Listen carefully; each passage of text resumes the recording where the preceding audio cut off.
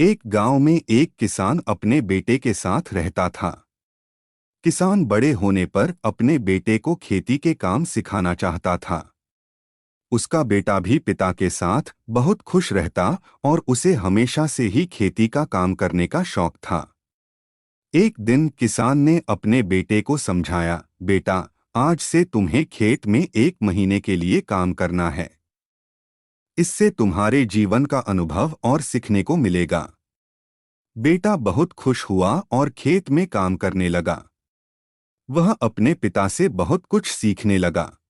किसान अपने बेटे को धैर्य से समझाते और सही तरीके से काम करने के लिए प्रेरित करते थे। धीरे धीरे दिन बीतते गए और बेटे का खेती में अच्छा अनुभव होने लगा। उसे खेती का पूरा प्रक्रिया और ज्ञान हो गया था। एक दिन बड़े से बड़ा तूफान आ गया। तूफान के चलते कृषि खेत को बड़ी चोट पहुंची और उसके सारे फसल को नष्ट कर दिया। इससे दुखी होकर बेटा पिता के पास गया और बोला, पिताजी, हमने इतने मेहनत से काम किया था और अब सब खत्म हो गया। हमारी सारी मेहनत व्यर्थ हो गई। किसान ने अपने बेटे को विश्वास दिलाया।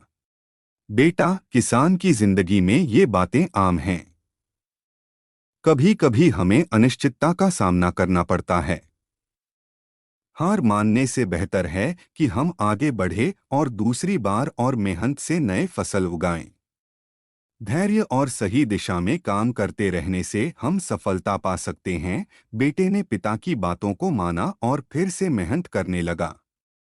उसने अपने पिता के साथ मिलकर खेत को फिर से सजाया और नए पौधों को उगाने की शुरुआत की। धीरे धीरे समय बीतते गया और नए पौधे फिर से खेत में हरा भरा नजारा बना दिया।